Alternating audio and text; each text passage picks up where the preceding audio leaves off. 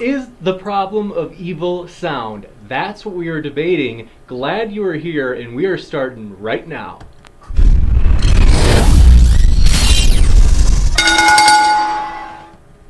So glad to have you here, everybody. Very stoked for this special debate, as we will basically be debating the problem of evil, whether or not it is sound. And this is, as most people prefer, an informal discussion. So the good thing about that is we're going to give brief introductions and let the debaters go from there. So if you have questions during the debate, just submit those questions in the comments with an @moderndaydebate at the start, and that'll let me know that you're actually asking the question for me rather than somebody that you're debating in the audience. So without any further ado, I'm going to introduce our debaters. We have a theist guest and an atheist guest. And first we'll start with our theist guest. RC Apologist has been doing this for a long time, and we're stoked to have him back. I'm very glad to have you here. Do you want to share about what's going on at your channel, RC? Well, just that we're currently trying to... By the way, can y'all hear me? Yeah, I can hear you. All right, yeah, just making sure. Yeah, we're currently trying to make sure get some content out there. We're doing live streams every Friday, except for this particular one, because it's, well, the debate. And then, of course, we're starting to get back on original content being made.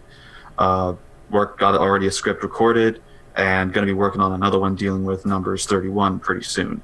So just continuing to do well and study to help get that content out there to help grow the body of Christ. Rad. Well, I'm stoked to hear it. We're glad to have you back. And for those of you who want to check out his content, it is linked in the description below. We highly encourage you to check out both debaters' content or links in the description.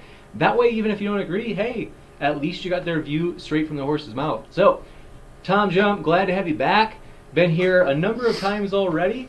And what's going on your channel? Heard you just surpassed the big 300 mark. Excellent. Excited for you. Thanks for being here. Yeah, thanks for having me on. It's a pleasure as always. I'm T-Jump. I like doing debates. I debate all kinds of stuff, mostly religion and the arguments for and against the existence of God. You bet. Well, glad to have you here. And with that, we're not going to waste any time, folks. So excited that both of the debaters are here. We're getting started right now. So I will set the timer. We could maybe do like roughly 45 minutes and then 15 minutes of Q&A. So glad to have you both here, and the floor is yours. All right, I'll start with my introduction. The problem of suffering is that if there is an all-good, all-powerful God, it would have created the best of all possible worlds for all possible wills. And that is a world where every individual has sovereignty over themselves, and it is physically impossible for anyone, including God, to force anyone else, to do something they do not voluntarily consent to doing. Anything less than this is by definition slavery and by definition immoral. So we clearly do not live in such a world. Therefore, either God is evil because he has forced us into slavery to his will, or God is not powerful enough to create the best possible world, which is unlikely because we are almost at the technological point where we can do so, or God doesn't exist and an impersonal necessary thing that created the universe does, kind of like pantheism. We know this to be the case because, as theists argue, there is an objective basis of morality grounded in our moral intuitions and moral progress. So if we grant this evidence as indicative of an objective morality, the objective moral standard is a world where every individual has sovereignty over themselves, and it is physically impossible for anyone, including God, to force another to do something else they don't voluntarily consent to doing. So, given objective morality, there is no all-good, all-powerful God, because if it existed, it would have created the best of all possible worlds, and we clearly do not live in such a world. So maybe there is some objection that maybe there is some sufficient reason that God could create a world without suffering. This objection does not work because any potential benefit of a God-designed world can be achieved and improved upon in the best possible world simply by making it optional. In the best possible world, it would be an option to live in a God-designed world exactly like this one with all of its benefits and consequences. The only difference is that those who do not wish to live in such a world can simply choose to go to their own universe of their own choosing. And this option is clearly morally superior in every respect, therefore God has no possible excuse. Another way to demonstrate there is no excuse is to ask, would that make it okay to make someone else slaves? Like if Adam ate an apple, does that make it okay to put another group of people in slavery if they ate an apple? Well, clearly not. Or if Adam and Eve chose to live in a world with suffering, would that make it okay to enslave their children? Also clearly not. So we can just ask the question, would whatever excuse God have make it okay or justifiable to make other human beings slaves? And the answer is pretty much always going to be no, because nothing justifies slavery. So to conclude, if there was an all-good, all-powerful God, it would have created the best of all possible worlds. We clearly don't live in such a world. We are almost technologically to the point where we can create such a world, so God has no excuse. Therefore, there is no all-good, all-powerful God, and it is far more likely that the universe was created by something like pantheism, which is impersonal. You bet. Well, the floor is yours now, RC.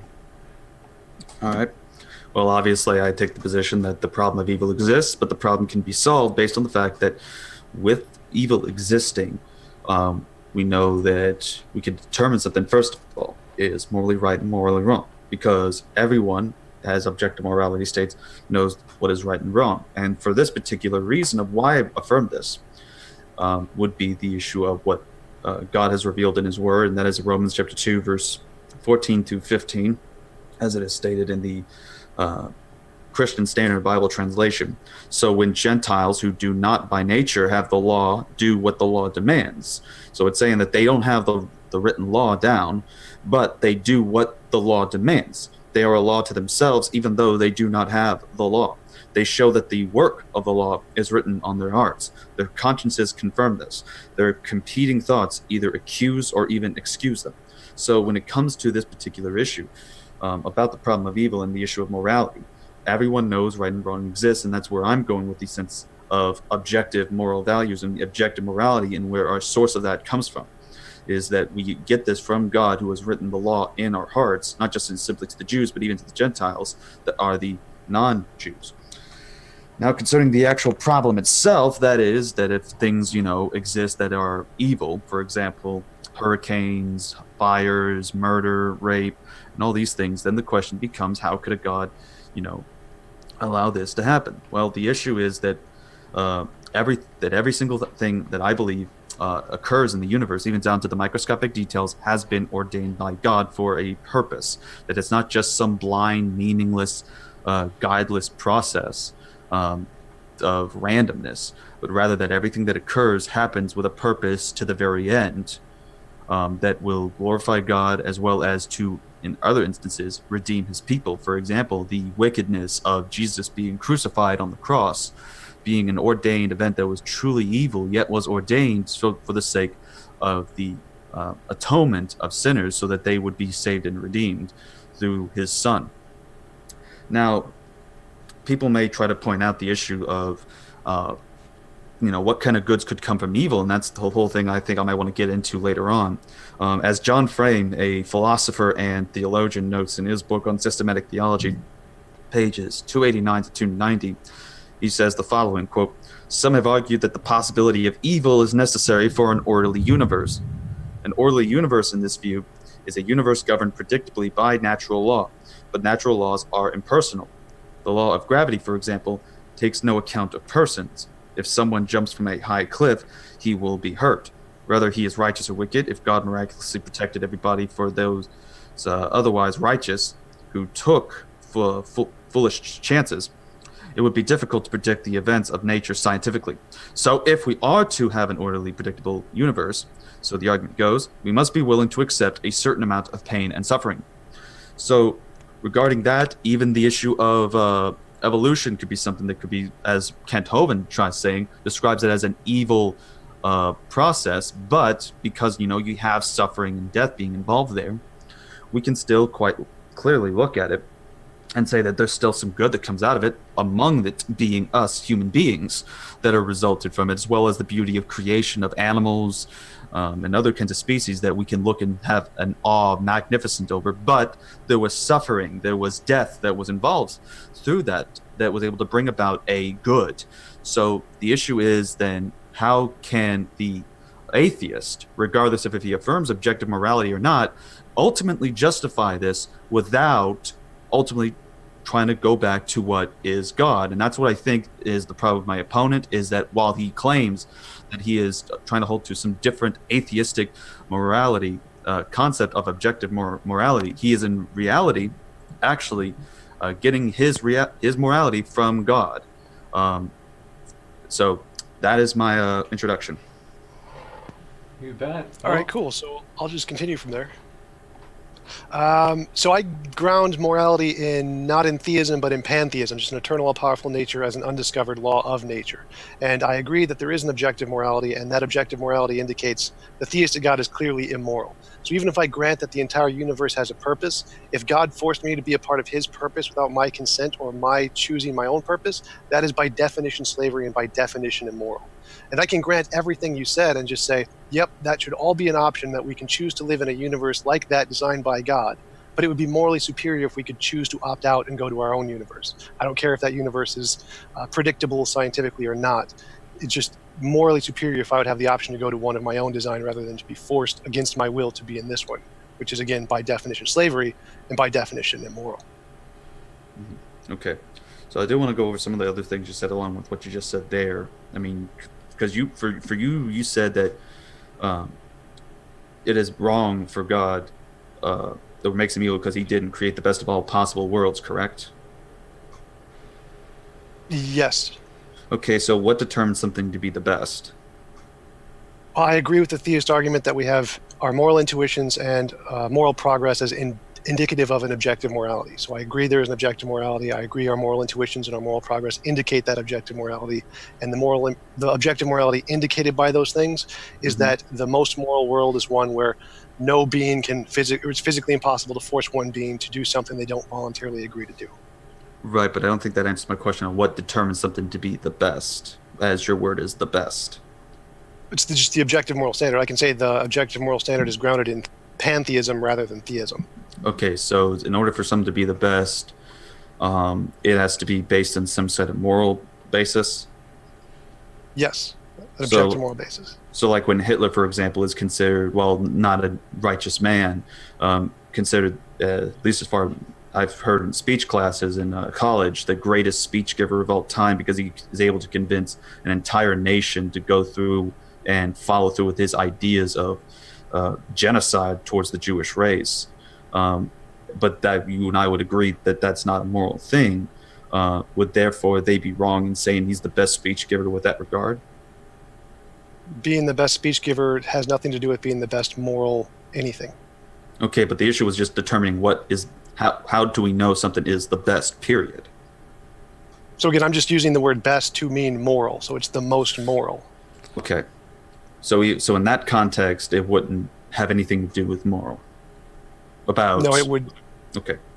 My world is just the definition of objective morality is the basis being a world that has no involuntary imposition of will. It's grounded in pantheism as opposed to theism. So it's the exact same thing as your morality. It's objective in the exact same sense as your theistic morality. Okay, and what is the source then of this objective morality? In pantheism. Right. I would just say it's like an undiscovered super law of nature. So it's an undiscovered super law. So if it's an undiscovered super law, how do you know it's a super law? A law is just something that describes some part of nature that some interactions that nature does. So a law isn't a physical thing, but we're here to discuss the problem of evil, not the problem of can morality be objective on a different worldview. So just grant that for the sake of argument. Let's say there can be objective morality on different systems. Right. And go to the problem of evil. Right, but the issue I think as well is the problem. If we're going to say the problem of evil, then because I think was the thesis is the problem of evil is sound, then likewise you two would have that issue about the problem of evil, since evil obviously exists. Now we just have to figure out how to solve it. And I think even in your position, there's still problems with it.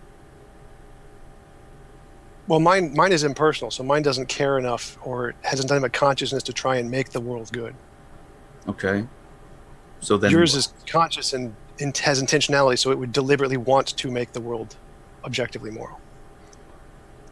So you believe that, in my view, God's wanting to make the entire world perfectly moral? If it was by definition all good, that would be a necessary condition, yes. And based on what is that the objective standard of morality indicated by the evidence of moral intuition and moral progress? Okay. So, and how do you know that what's morally right in that regards then about that? Like, how can you I'm ultimately? agreeing with yes that we have reason to believe there is an objective morality, and those reasons are moral intuition and moral progress. So I'm Okay, agreeing with your grounds of our objective morality, that we have a reason to believe there is such a thing. right, and I understand that you've said that, but the issue is how do you know that this certain specific thing, for example, like you mentioned slavery, how do you know for a fact that that is objectively wrong? Again, the same evidence that the theists are using. They say we have evidence of an objective morality, which is our moral intuitions and our moral progress. And our moral intuitions and our moral progress indicate this to be objectively immoral. Right, but you said that for yours it's an undiscovered thing. You're just so at that point y'all haven't discovered it, but you're saying it's there that this whole thing that is objective of morality and that we all have this. But how do you, uh, like, can you yourself demonstrate um, within your own worldview about that? I think you're confusing epistemology and ontology. Like Newton described the laws of physics without actually knowing what gravity was. He didn't discover gravity, he just described what it did. So I'm doing Okay, the same thing here. We have our moral intuition or moral progress, which indicates an objective morality. And I'm okay, saying that can be grounded in pantheism as opposed okay, to theism. okay. So it can be grounded in pantheism as opposed to theism. What makes then theism an error on this problem compared to pantheism? Based on our understanding of morality, objective morality through moral Hmm. intuition and moral progress, it indicates that slavery is immoral. And based on the description in the Bible, God, if he created the world as it is, has forced us into slavery, which is immoral. So God couldn't be all good if he created the world like this. Okay, so you're not saying necessarily the issue of other issues, like for example, transatlantic slave trade. You're just talking about like in terms of like where we're at right now in the world that you're identifying that as slavery. I think so. I'm not sure I understood your question. Like, because if I'm not misunderstood, whenever you especially went on in your other point, you said that if he's kind of holding us against our will or something, then that's by definition putting us in slavery, and therefore it's slavery, and therefore it's wrong. Right, right. So if there was an all good, all powerful God, he would have given us the option to go to our own universe, and we would have had the option not to be in this immoral universe. I don't currently have the option to leave this immoral universe and go to my own. Therefore, I am currently enslaved in this universe. There are certain definitions of slavery and the points that qualify it I can tell you about. One of them is the restriction of the freedom of movement. I am Okay. restricted of the freedom to move to my own universe because I'm trapped or was forced against my will to be in this universe. So that would be Mhm. slavery. Okay, so by that logic, so that you're only limited to that, just because you're limited to this universe, then by definition, that is slavery. If I was put here against my will, yes. Okay, if you were put there against your will. Okay. So then, what about an issue where, um, let's say some kid gets adopted, and a parents, adopt him, and the kid just, being spoiled and just being rebellious, just wants to try to leave out of there and says can't because, of course, the laws is that he isn't able to make those kinds of decisions unless there's abuse, which there is none going on. Um, would that then be considered slavery for the kid since he has no choice or option in the matter to switch houses at that point, especially since there is no sufficient cause, as I explained in that analogy? Would that be considered slavery? No, because we have pragmatic limitations in this world. We impose limitations on people against their will in order to prevent greater limitations that would be imposed by nature. So because we have pragmatic limitations and we aren't all powerful and can't create universes, we have to apply limitations. God doesn't have that excuse. Okay. So the issue is that we're considered slaves because of this, I of course would disagree, and I don't see how you would come to that conclusion, which I think is a bit of a non sequitur in that regard, to that we're slaves in this world. So Because, go ahead. if I was forced to live in this world without my consent and I cannot voluntarily leave, that is the definition of slavery. Okay. So let's grant that. Is there anything then wrong with living in this world? Only if it's not consensual. You can choose to live in this world, that's totally fine. But if you're forced to live here against your will, that's what's immoral. Okay, but are you unhappy with that? Unhappy with being Living in forced this to live here world? against my will? With living in Yes. this world, is there like anything that's causing you to want to get out of here? Yes, lots of things. Death Okay. and pain and cancer and suffering, all kinds of things. Okay, and so you think that if there was a world void of death, cancer, and suffering, you think that that would just remove any problems whatsoever? No, the point isn't to remove problems. The point is it has to be voluntary. So I can impose my own problems if I want. As long as they're voluntary, there's no problem there at all. It's only the fact that there are problems imposed on me against my will. That's the problem. Okay. So it seems then the most part of the problem is that you want to have a choice in which universe you live in. Yes, I would like to not be forced to live in one universe against my will. That would be very nice. Okay. So do you know every single bit of detail about this universe?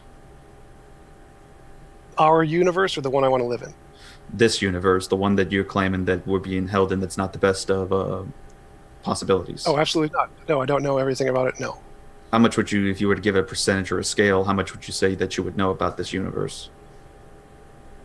0. 0. Okay. As close So, to 0 as possible. so based on you saying that you have 0 possible information containing about this universe, then how do you know that it's not the best of possibilities? Because we know that objectively, the objective moral standard indicated that anytime you force someone to do something against their consent is objectively immoral. It has nothing to do with the universe. You can change everything about the universe. If God forced me to be in a universe of pure bliss against my will, that is still immoral. So the universe itself is irrelevant to the question. It's only immoral because I was forced into it against my will. Okay, so then just you being forced to do something in general is wrong. Yes, it is immoral to force any other human being to do anything without their consent. Okay, so then just by that standard, that be forcing any individual without consent to do something, like in a particular case, like giving someone a shot to prevent a certain disease, and the person doesn't want that to occur, even though if they don't have it, they will die. Um, would that be considered then something that is wrong to give them a shot that could save their life, even though they're saying, no, no, no, I don't want a shot, even if it's to save my life because I hate needles? Yes, that would be immoral. It's justified because of the limitations of our world where we have to do one immoral thing to prevent a greater immoral thing. God doesn't have that excuse. Well, how do you know But he it would doesn't be have that immoral. excuse? Because we are almost technologically to the point where we can make this universe I'm describing. So it can't be argued that God doesn't have the logical option when we can do it. Okay, so you're saying that we then could do this even though we are, as you identified, are able to and be justified in making, quote, immoral decisions, unquote, for a better good. So, but then at the same time, you're saying that God's is supposedly doing immoral things, but now you're saying he's not justified, even though you said that you have 0% knowledge about everything about the universe when I asked you.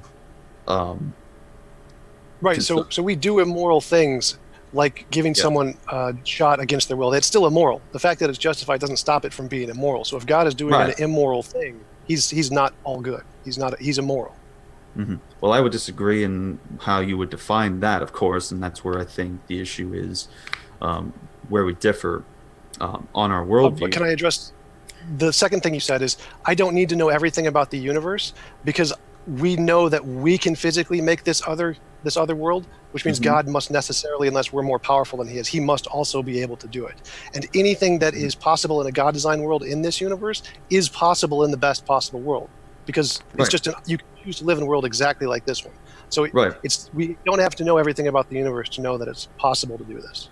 Right, but at the same He has time, at that point, then you don't know if maybe there is something that is out there that you aren't aware of that does ultimately make it that kind of case. In the same way that if if we know, for example, that the individual needs the shot, maybe there's some kind of same thing with that goes on with God, such as what we see elsewhere within the Bible, where other things like Joseph, for example, being sold into slavery, who then, as a result of that, something that is wrong, was able to be used to then bring about a good, because he went over to Egypt where a famine was soon about to happen, and he was able to help them out with that, and then keep people from being starving, and also help Egypt prosper within financial success. So when we have things like that occur, and especially elsewhere within the Bible that talks about, I believe says that God works all things to, for a good. So the issue of, and I can even testify this to myself, of things that I have gone through, that have been through suffering, and relatives, that there are times of suffering, there are times of evil that occur, but there is something that does come out of it that we can ultimately say that there is a good. Another example, like I mentioned, the issue about pain. We can know not to do certain things or to steer clear from certain things, and also learn from experience due to the evil known as pain that exists. All right, so the first point, we can know that that isn't an option, or the first thing you said isn't an option. God can't potentially even have an excuse not to do this, because everything in the best possible world I described is already in the world we have. So it's just multiplying the pieces that already exist. So that isn't an option. The second thing you said is that pain can learn. Pain is also an option in the best possible world. You can experience pain if you want to, it just has to be voluntary. So that's also, you can still experience pain, you can still learn, you can still have every aspect of whatever is in this universe, because living in this universe is an option. Okay. But I don't think there's a way that you could learn from a lack of pain, since you wouldn't feel anything and it wouldn't have really that much negative repercussions, other than possibly, let's just say, just because we're talking about losing a lack of pain, you'd still like lose a finger, for example, or an arm. So right, I agree with you. I'm saying pain is possible. Pain is in the best possible world. You can choose to live in a world with pain. You can choose to experience pain. You can choose to experience to learn. Okay. So I'm agreeing with you. Okay. So, and that's the case then. What about people today who may even affirm objective morality, that says that we must have a world with zero pain, otherwise it's not the best of possible worlds? Then how would you disagree with those individuals? Because you're not the first person I've talked to that is who identifies as an atheist, that it's an objective moralist. And that's one of the arguments they have against Christianity, is that pain exists, therefore, this is an evil world that God created. Then I would say that in my model, the objective moral standard would be to let them go to their own world of their choice without pain. They can choose to live in a world without pain, and the people who want to can choose to live with a world with pain. Okay, so if that's the case, then we're just allowing people to live in their own worlds. Yes, that would be the moral standard. Yes. Would it be possible then for, as a result, that people who wanted to choose their own universe and choose their own world, would this include living with artificial people, or would these be people that are just joining in as well, that are actually people and not just simply like false or fake over a period of time? Either is possible. Either one is possible. You okay, so then that still leads to a problem then. What if someone, I guess, I think I already know where you're going to go with that they can, of course, they're able to decide what they want. So you're saying that it's all about choosing, but then how do you know that that's right, that's morally right? That's what's indicated by the evidence of our moral intuitions and moral progress. Okay, and what about someone who doesn't agree with that says otherwise? Well, I would say the same thing the theist says, they're just wrong. Okay, so you're saying that they're wrong, and but while we have an answer for that, what is your answer to that? I would answer the exact same way a theist would. We have an objective morality indicated by moral intuition and moral progress, which indicates this is the right answer and their answer is wrong. Okay, but what do they just still say that they disagree and you can't demonstrate that? That's fine. Same thing a theist would do. It's just, okay, you can be wrong. Okay, so you just simply say that they're wrong without ultimately trying to justify it, unless you had what you said earlier. I'm not sure I follow your point. Like, people can be wrong. They don't have to believe me. I don't know what you're arguing. All I was asking was a question. So that being said, let me see what else I had. So you mentioned, so I don't know, maybe I've already mentioned this before, but you used the phrase before of morally superior. So how do we determine, objectively, within our moral intuition that something is morally superior? Well, I would say that's just what the moral intuition indicates. That's what the point of the moral intuition is that it does indicate one thing is superior to another. That's why it is considered evidence of objective morality, is because it does do that. Okay. So you're saying that the moral intuition that we have comes from something? Yes. Okay, and just to help remind me, what is that something? I don't know what it is, but my alternative explanation could be an undiscovered law of pantheism that we just don't know about yet. That is a possible source. Okay, so it's an undiscovered law. Is this undiscovered law material or non-material? Either one makes no difference. Okay, either one makes no difference. All right. So if it's either one, let's say it's non-material for, or you know what? Let's just go with both. So, but it's undiscovered, and you don't know exactly what it is, but you're going to say it's a something super law that's undiscovered. Yes. Okay. All right. Just thought I'd just ask that.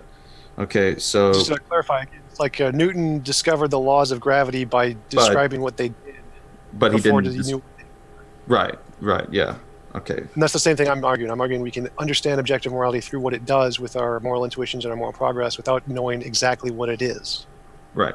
So we don't do its ontology, but we can still describe that it exists. Right. Sorry if I ask too much. Sometimes, like your concept is definitely certainly very interesting and new. So that's why I'm just trying to make sure I don't misrepresent you. So forgive me if I ask. Absolutely, no problem. I totally understand. Okay. So you mentioned that he is holding you against your will for his will if, and this I think is where my question sort of gets clarified from past responses, if he's making you be in this universe that we live in now. Yes. Okay. So if you forced me against my will and didn't give me an option to go to my own universe, that is slavery. That's immoral. Okay. So, well, I think I really don't think there's much of a way to resolve the issue, because it seems that you're saying that something is wrong in how we're going about it, about us being put into this universe, even though while there are things that happen, you admit that there are some things that we ourselves, people who you say can do, that aren't omnibenevolent and omnipresent, but we can still make this possible world that is the best of all possible worlds. But while we could do that, we're still justified in making what you have said, immoral decisions.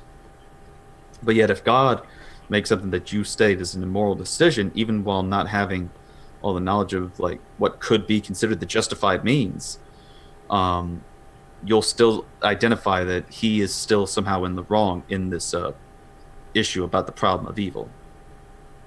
Right. So from my perspective, we can only do an immoral thing to prevent a greater immoral thing that is caused by nature. So we only have that as an out because we can't design nature.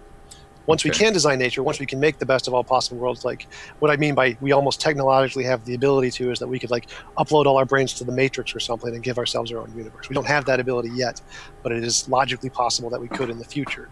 And once we do that, then we would no longer have the justification. If we could all go to the matrix, it would no longer be justified to force someone to do something against their will, because we could design nature. And since God can already design nature, he doesn't have that justification in the first place. Okay. So then what happens towards the end then cannot be justified, basically. That no matter what he has set up, that every single microscopic detail down to the atoms is unjustifiable. Right. If he forces me to live for his purpose, which I had no say in, that is by definition immoral, regardless of whatever that purpose is. Okay. So I don't know. I just don't see how that would be the case, because I think of the same thing when it comes to parenting, um, getting away from the issue about diseases and all that. That if we are, um, that it, for example, let's say if a person, um, makes bad grades, Oh, you mind and if I jump in here? So let's say you discipline a kid to stop them from running into the street. That right, would be a justified immoral action on my viewpoint. It's immoral to discipline the child because you are doing something against their will or without their consent, but it's justified because if you don't do it and they run into the street, they're going to get run over by a car. That's only justifiable because if they run into the street, they're going to get run over by a car. But if we could design nature, like live in the Matrix or something, and cars would just pass through you like you're a ghost, then there would be no justification for disciplining the child because they could run into the street all they want and they would never get hurt. So okay, the but only justification we have for disciplining the child is the fact that there is a greater punishment there in the future because we don't have control over nature. If we had control over nature, there would be no justification in disciplining the child ever for anything. okay.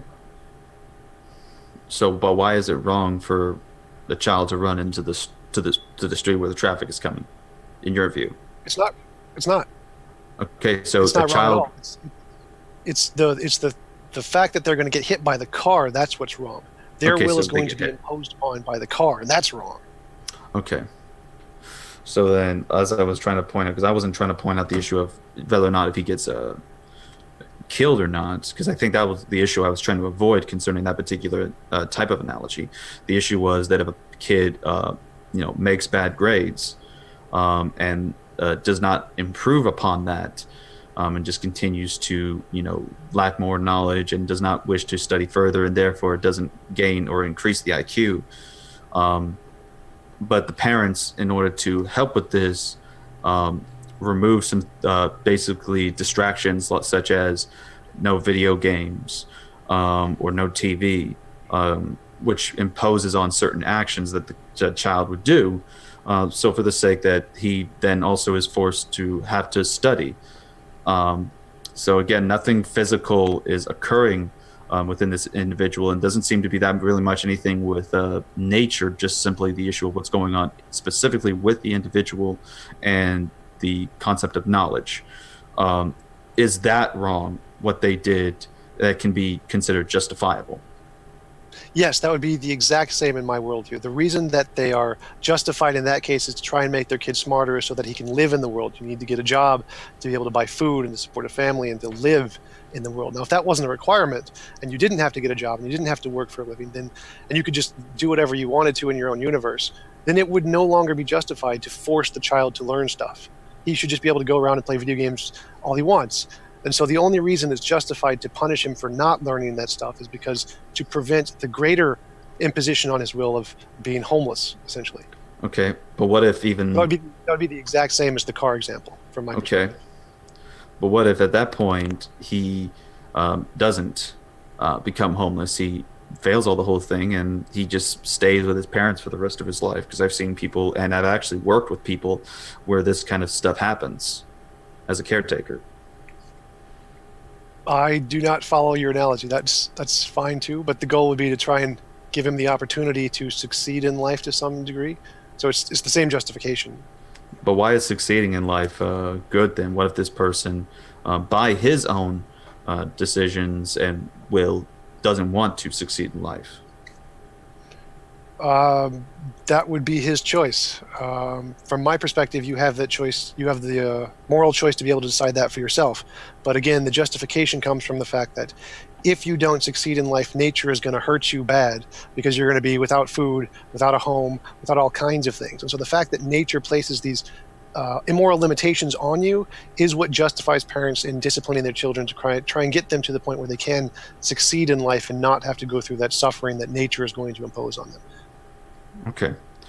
So concerning, okay, so we've talked a good bit about like the different analogies we can go into on this. To me, it seems that with you saying that there's an objective morality, there's objective moral standard, but for you it's just undiscovered, and that you can say that it can be either it could be something that's physical or something that's not physical. So by Would you that, like me to expand on that more? sure. All right, so there's a theory in physics called emergent spacetime by Nima Akarni-Hammad, who says that space and time can emerge from some more fundamental natural property. I'm going to call that non-physical because it's outside of space and time. And so the super law of nature of whatever's causing morality could be in that spaceless, timeless realm of natural stuff that we haven't discovered yet. So it could be more like a law like gravity that is physical, just a warping of space-time in some way, or it could be a non-physical law that has something to do with prior to space-time interacting. But from my perspective as an atheist, I don't think we have any knowledge about any of those pantheism, theism, deism. We have no idea what the fundamental nature of reality is. Now, I'm willing to grant that there is an objective morality, because I personally believe there is. But whatever that is, we have no way to know what's grounding it. Mm-hmm. Okay. So we have no reason to know what's grounding the law. We can't know what's grounding it. We can hypothesize. Okay, we can hypothesize, but we don't.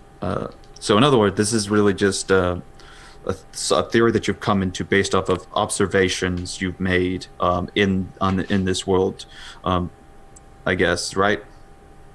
Well, again, I'm just taking the theist's evidence of moral intuition and moral progress, and I'm saying I'm just going to agree with the theist and say, yep, that qualifies as an objective or evidence of an objective basis. I'm just going to grant that. So I'm just using the theist's evidence here. Okay, so you're saying the theist's evidence, as in evidence of theism, or evidence that we claim that's out there? The latter. So theists claim that there is evidence of objective morality, and that evidence is our moral intuitions and our moral progress. So I'm going to agree with the theist and say, yes, that is evidence of objective morality. Okay, so basically what we see, I guess, like, what is it, like how Ken Ham usually described it, like we're looking at the same evidence, but we're coming at different conclusions based off of our presuppositions? Or how are you... Sort of, but I'm saying that based off the evidence provided of moral intuitions and moral progress, it indicates that is definitely not an all-powerful, all-good being. Because if it was, it would have created a world that didn't have slavery. And based on the Christian definition, it definitely created a world with slavery. Okay. So if it created... So I would say that there's better evidence to indicate pantheism than to indicate theism based on objective morality. Mm-hmm. Okay. So if it created slavery, and in your view that this is wrong, and I would agree that slavery would be immoral, and of course that differs on what you stated earlier, because I disagree that we are currently being in a slavery situation, even by what you had described on how you defined it. Let me ask you about that if you don't mind. So would it be Sure. morally superior if people who didn't want to live in this fallen world could just choose to go to their own universe? Would that be better or worse? I don't think that really has any issue in morality based off of my particular worldview. I don't really think a decision like that is based off of any kind of moral ground. Like, that's, like, to me, that's not a moral question. To me, it would be like a preference of music. Okay, let me ask you a different question. If a slave had the option to leave slavery and go home, would that be moral better or worse? If he had to leave slavery to go home. Yep. Well, for that, I think it depends on the person, because there's issues where some people prefer that, and others that would just want to go at that point. Right. I'm only saying it would be better if they had the option to choose to leave. Right. So it's better if the slaves would have the option where they can leave if they want to, or stay if they want to. That would be a morally superior state of affairs than if they are forced against their will not to leave. Mm-hmm. So you're saying, like... Would you agree? Yeah. So you're saying that someone who then could choose something, like, not as soon as they're born, or the spirit is born or something along those lines, but rather that at some point later on in their life, they're given that ability to, okay, I'm done with this universe, time to move on to another one, or one that actually suits my tastes. Is that what you're suggesting? Well, I'm just going with the slavery analogy here. If someone is a slave right now in the present, it would be morally superior if they had the option to leave than if they don't have the option to leave. Correct? Mm-hmm. So from my perspective, the same thing applies to us. If we had the option to leave right now, we can go with your analogy and say, if we had the option to leave right now and go to our own universe, that would be morally superior than the fact that we are forced to live here against our will. Mm-hmm. Now, of course, I would argue that we would have to do it beforehand. As soon as we were created, we should have the option to pick our own universe. And it would be immoral to force us to live here for any amount of time against our will. But we can just go with your analogy and say, right now, it would be morally superior if those people who didn't want to live here could just leave and go to their own universe. Okay.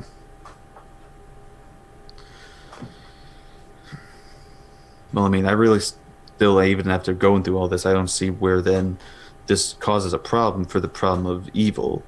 Because as far as I'm aware, concerned, the problem of evil is about the issue of how do we solve the issue with evil, and it seems to just then go to only focusing on, well, if he was able to create another world or allow us to go to these different universes of which could be fit for us, or like allow us to go to the best of possible worlds, then that would solve it.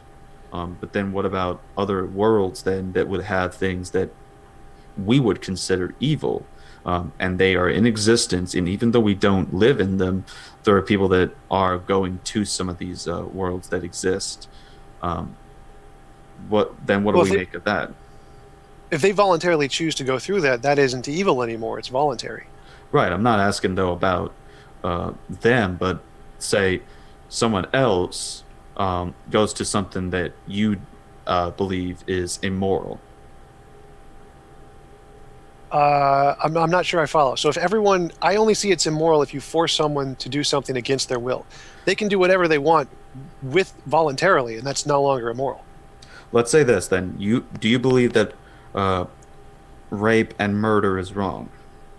Yes. On an objective basis? Yes. And that everyone has this objective moral value basis? Yes. And does that exist right now in this world today? Yes. Are there rapists and murderers that exist today? Yes. For some of these people. So you're asking if there was a rapist who wanted to go to a world where he could rape, would that be considered? Is that what you're asking? Something like that? Well, I should ask if you're all knowing then, because you nailed it right there.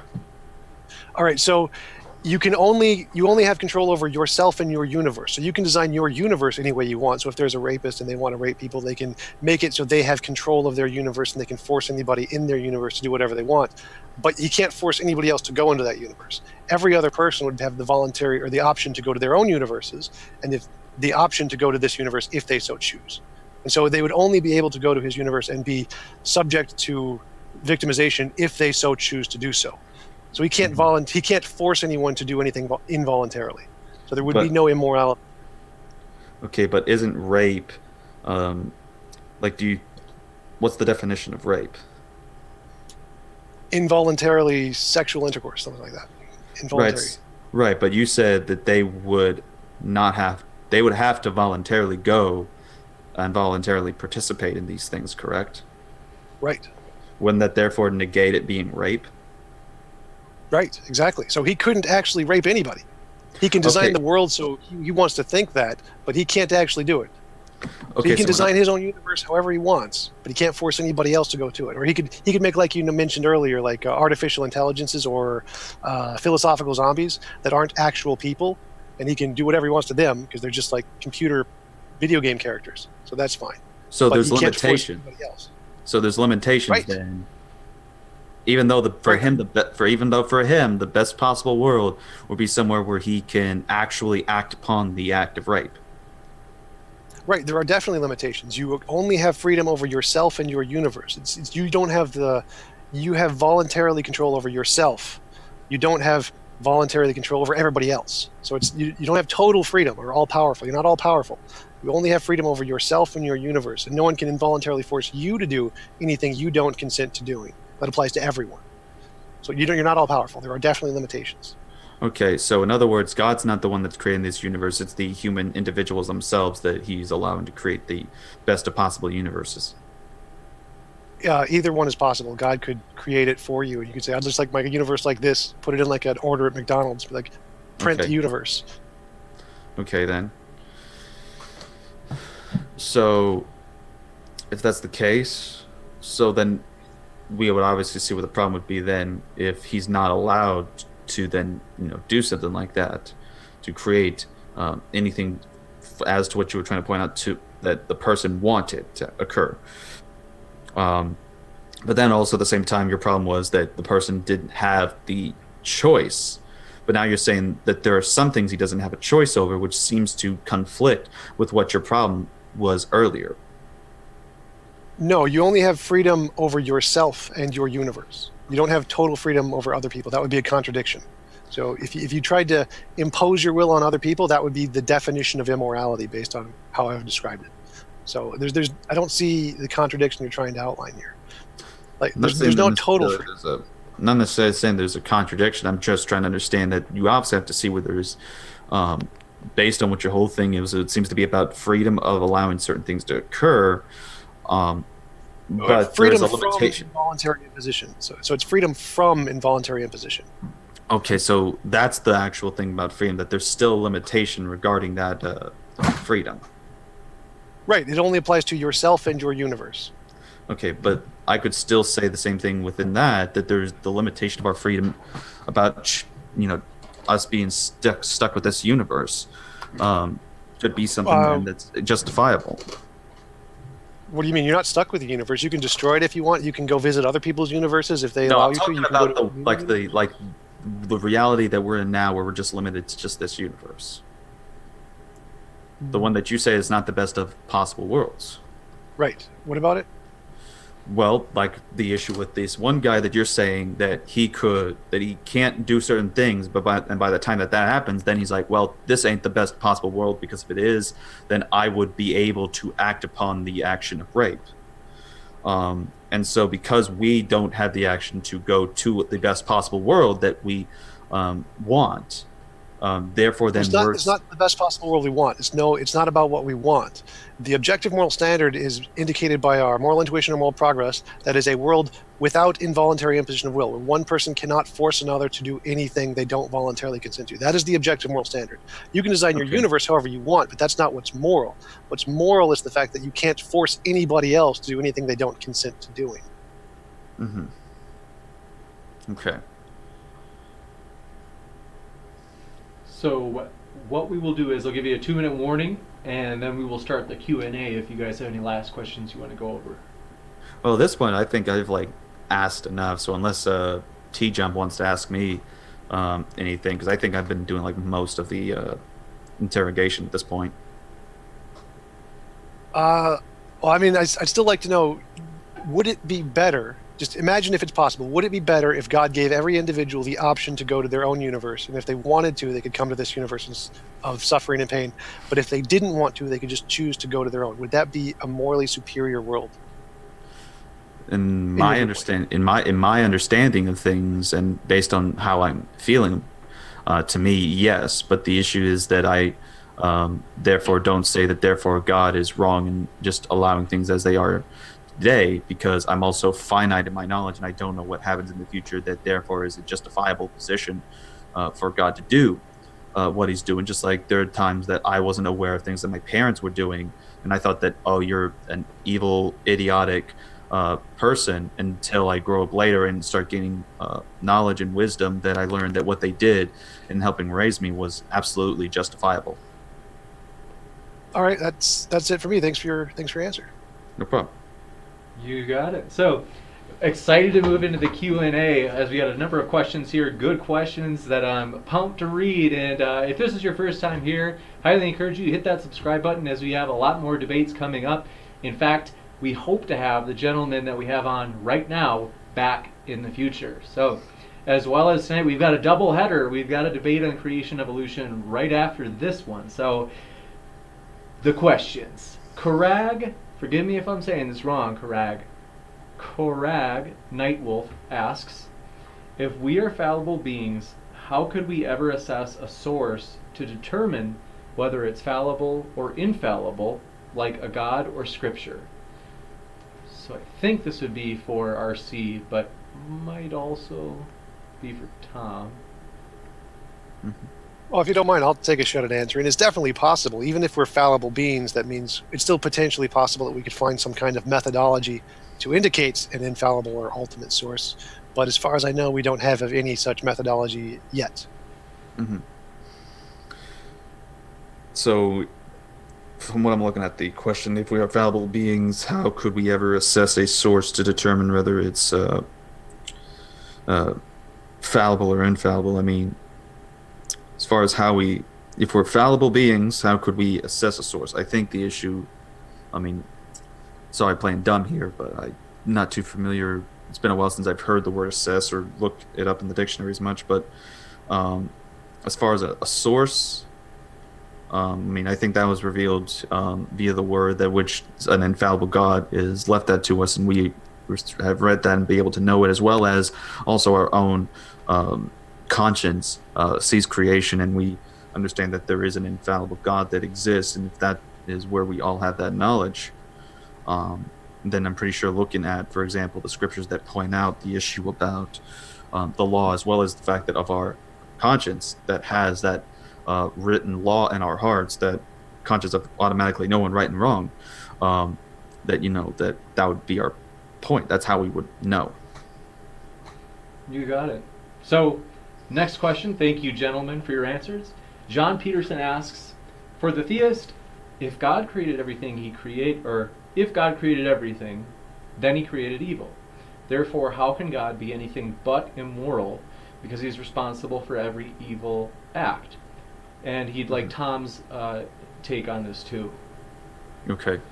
Well, for me, with God creating evil, just because he creates evil doesn't automatically mean, in certain instances, as we see that there is Isaiah 53, which uses the word, but it doesn't mean like every other kind of evil. It uses a word that means of natural evil. So in other words, like hurricanes, like the fires that happen in California, earthquakes, these kinds of things that we know do take tons of lives.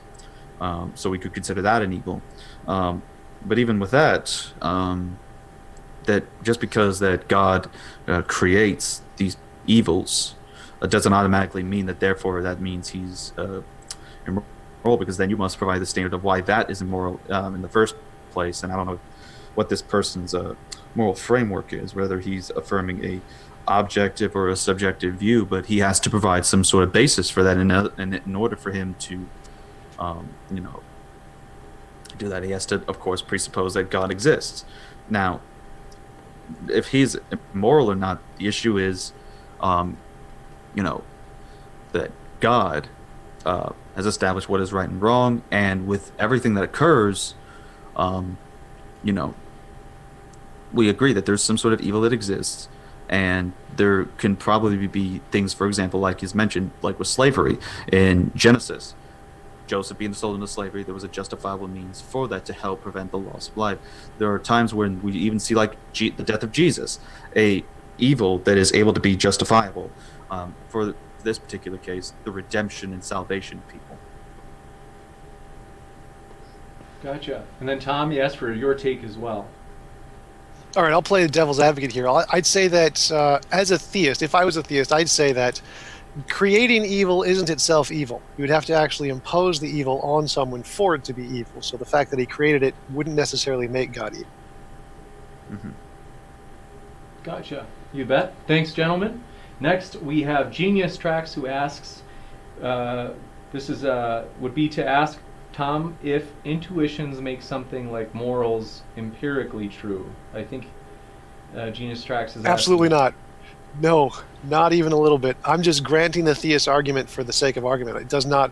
Moral intuition and moral progress is just something in our head. It's just conceptual. There's no reason to believe it is actually an objective thing in the world from that line of argumentation. I just granted that in this debate for the sake of argument.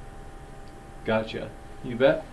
And S.J. Thomason, good to see you here again, S.J. What grounds the objective moral standard of Tom? So thank you for that question, SJ. And Tom, obviously this one's just for you. I wrote a model of objective morality. It's on my YouTube channel. I define objective a little bit differently than theists do. I think it can be objective based on if there is a kind of like a Platonic perfect form. And so I take a more of a Platonic approach to what objective morality qualifies as, rather than grounded in some kind of a theism. But pantheism would be another option if you want that kind of a grounding. So I just say my morality could be grounded in more philosophical definition of objectivity, or it can be grounded in pantheism if you want that kind of metaphysical grounding. You got it. Well, thank you very much for that. And with that, excellent questions, everybody. The whole gang, thank you very much, and glad to have you back. And if it's your first time here, glad you're here too. No matter what your worldview is, we encourage you, check out the guys in the description. Their links are there. You can say, hey, if you agree with them already, well, then you got somebody that you already would probably be interested in reading. And if you don't agree, well, you can at least understand them in the most charitable way possible. So with that, we want to say thanks for stopping by. If you enjoyed this video, feel free to give it a like, and then we can get the debaters' ideas and questions and what you heard out to more people out there. So with that, I want to say we will have our next debate with our doubleheader tonight, and so stick around for that. We'll get started in about 5 minutes. Thanks for stopping by, and most of all, thanks for the debaters, because they're getting in the hot seat, they're doing the studying, they're doing, like, I can't believe, like, I just am amazed at how much the debaters prepare and come to play ball. So I'm just thankful for the debaters, because they're what makes the show. And so check out their channels. Thank you very much, RC and Tom. Thank you. Thank you. My pleasure. So with that, keep sifting out the reasonable from the unreasonable, folks. And with that, we will see you later. Have a good night.